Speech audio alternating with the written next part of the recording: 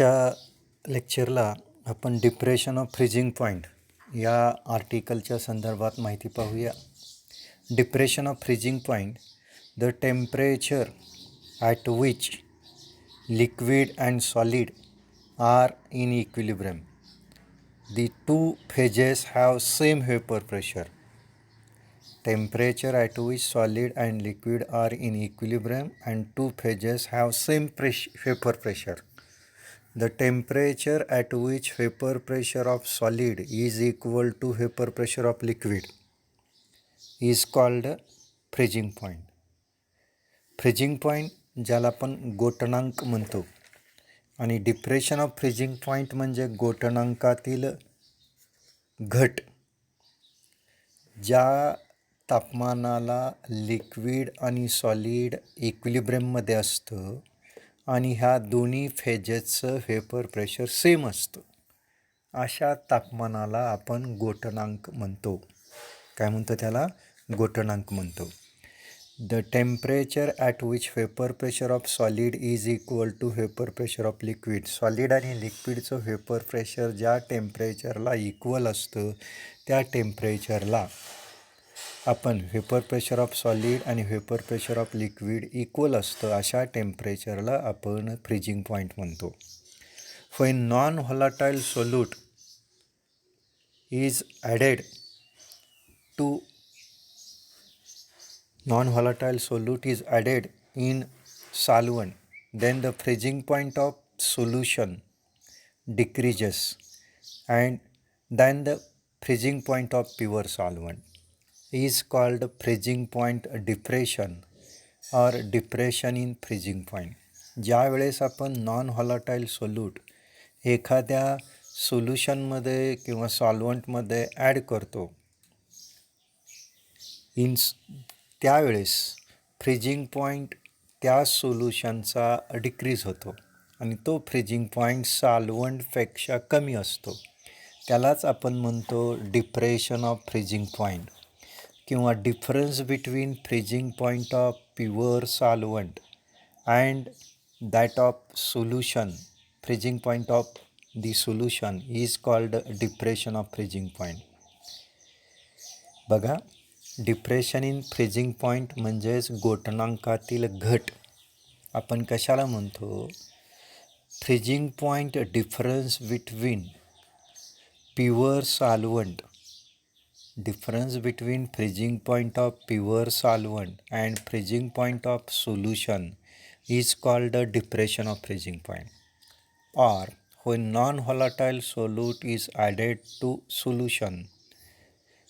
solvent, then decreasing freezing point of solution than freezing point of pure solvent, then it is called the depression of freezing point or freezing point depression.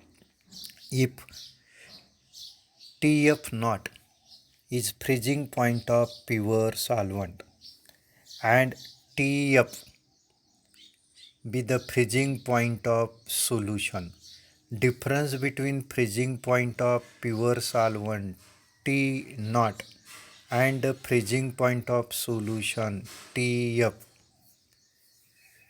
Thus, depression of freezing point is represented by delta TF equal to TF naught minus TF is called depression in freezing point.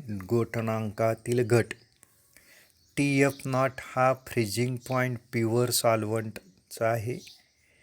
TF हा freezing point सोल्युशनचा आहे आणि TF नॉटमधून TF minus केल्यानंतर जो difference येतो त्याला delta TF म्हणतो. त्यालाच आपण डिप्रेशन इन फ्रीजिंग पॉईंट म्हणतो.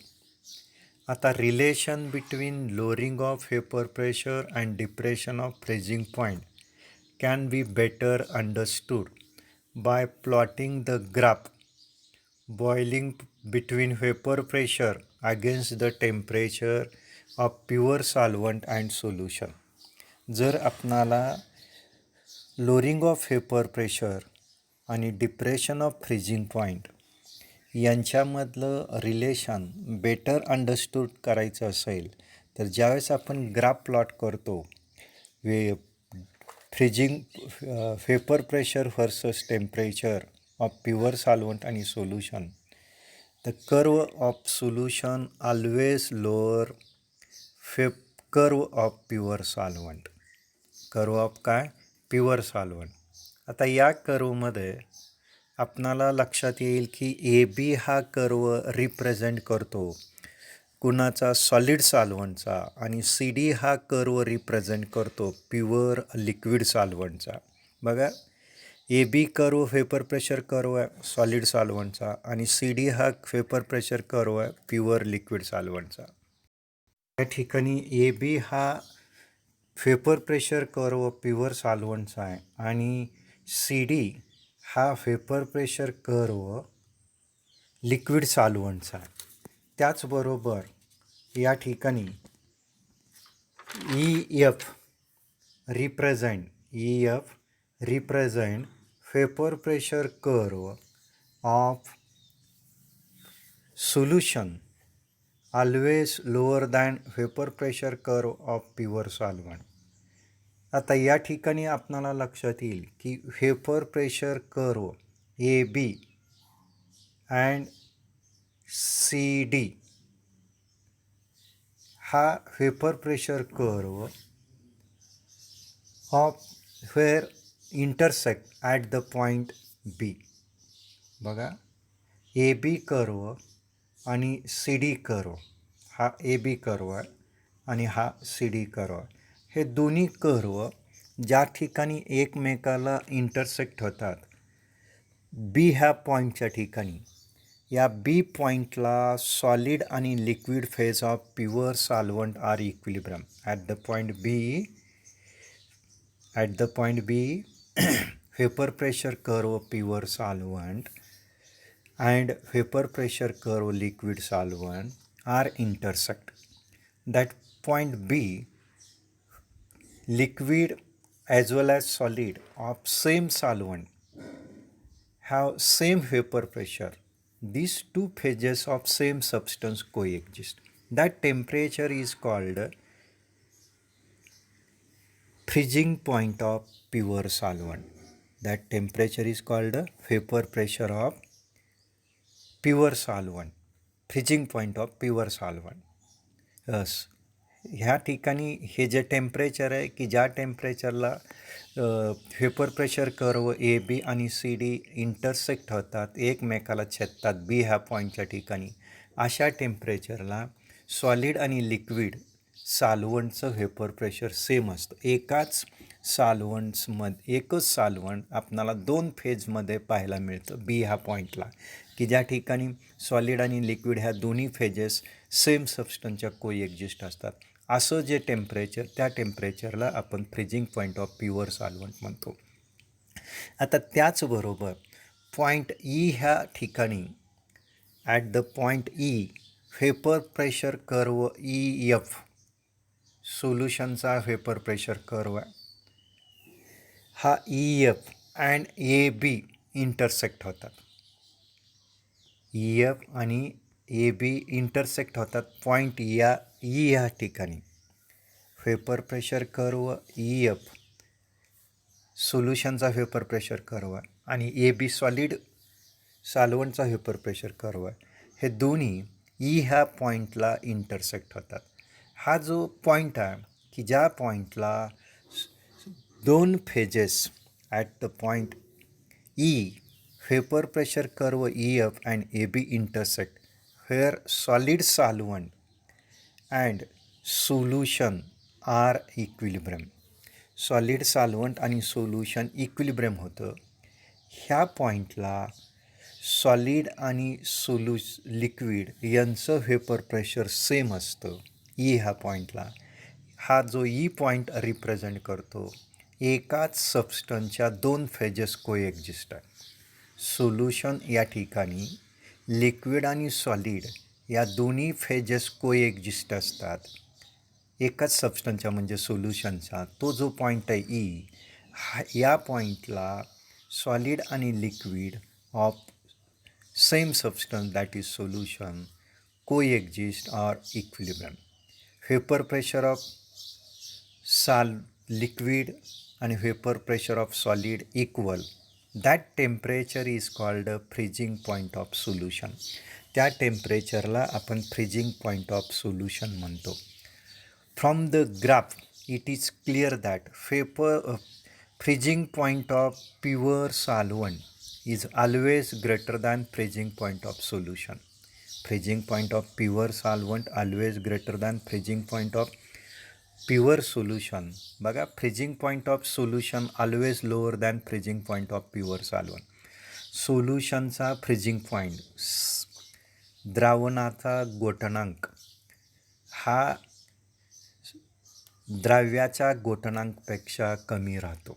म्हणजे थोडक्यात नॉन व्हॉलाटाईल सोल्यूट जर सॉल्व्हंटमध्ये ॲड केलं तर त्या ठिकाणी सोल्युशनच्या गोठणांकामध्ये घट येते.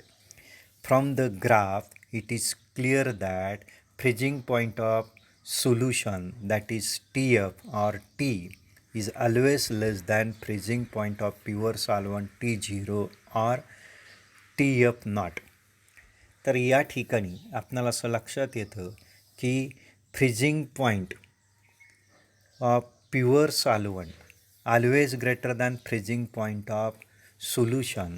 In other word, freezing point of solution always lower than freezing point of pure solvent, because freezing point of pure solvent vapour pressure of solution always lower than vapour pressure of liquid solvent or pure solvent. तर आपणाला असं लक्षात येतं की freezing point हा सोल्युशनचा lower असतो कुणापेक्षा, प्युअर सॉल्व्हंटपेक्षा. का तर व्हेपर प्रेशर कर्व हा सोल्युशनचा always lower than that of pure solvent. आता या ग्राफवरून आपणाला लक्षात आलं, शॉर्टमध्ये सांगतो की ACD आणि AB ह्या पॉईंटच्या ठिकाणी इंटरसेक्ट होतात. त्या पॉईंटला व्हेपर प्रेशर प्युअर सॉल्व्हंटचं म्हणजे लिक्विड सॉल्व्हंटचं आणि सॉलिड सॉल्व्हंटचं इक्वल होतं. त्यालाच आपण म्हणतो, तो जो पॉईंट आहे त्या टेम्परेचरला म्हणतो freezing point of pure solvent. आणि EF आणि AB हे इंटरसेक्ट होतात ह्या पॉईंटला, की ह्या पॉईंटला सोल्युशन लिक्विड आणि सॉलिड स्टेटमध्ये आपणाला पाहायला मिळतं.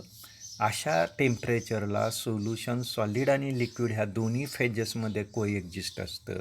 व्हेपर प्रेशर ऑफ सॉलिड आणि vapour pressure of liquid equal असतं ह्या पॉईंटला. त्याला म्हणतो आपण फ्रीजिंग पॉईंट ऑफ सोल्युशन. आणि freezing point of solution always lower than freezing point of solvent. तर या ठिकाणी आपणाला हे लक्षात आल्यानंतर freezing point of solution always lower than that of solvent, because at the freezing point pure solvent attractive force in pure solvent attractive force in solvent molecule are large enough to cause change in phase from liquid to solid phase.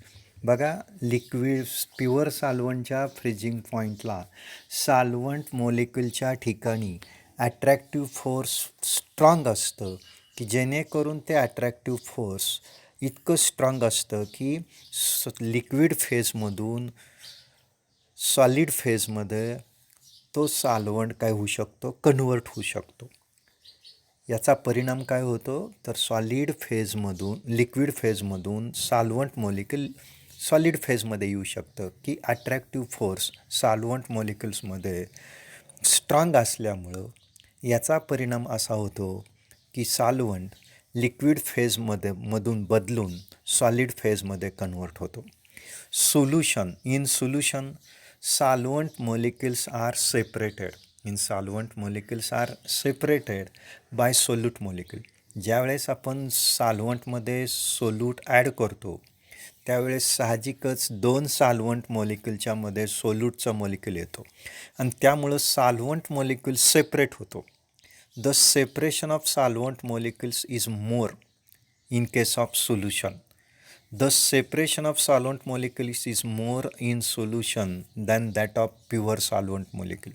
Pure solvent molecule पेक्षा सोल्युशनमध्ये solute molecule दोन solvent मॉलिक्युल्समध्ये आल्यामुळं साहजिकच separation आपणाला solvent मॉलिक्युल्समध्ये जास्त पाहायला मिळतं. कशामध्ये? सोल्युशनमध्ये. कुणापेक्षा? प्युअर सॉल्व्हंटपेक्षा. याचा रिझल्ट काय येतो? This result decrease in attractive force between solvent molecule. याचाच रिझल्ट काय होतो? तर सॉल्व्हंट मॉलिक्युलमध्ये अट्रॅक्टिव्ह फोर्स कमी होतो. बघा, दोन रिझन आहेत. सोल्युशनचा फ्रीजिंग पॉईंट हा प्युअर सॉल्व्हंटपेक्षा कमी येण्यास मागची कारणं दोन आहेत. पहिलं कारण आहे की फ्रीजिंग पॉईंट प्युअर सॉल्व्हंटचा जास्त असतो. याचं कारण असं आहे की प्युअर सॉल्व्हंटमध्ये अट्रॅक्टिव्ह फोर्स सॉल्व्हंट मॉलिक्युल्समध्ये स्ट्रॉंग आहे. It cause to enough phase change from liquid to solid phase. आणि second reason, when we add solute in pure solvent, then solute molecule separate two solvent molecules. Therefore, separation of solvent molecules is more in case of solution than pure solvent molecule. This result decrease in attractive force in solvent molecules in solution. Therefore, freezing point of solution always lower than freezing point of pure solvent.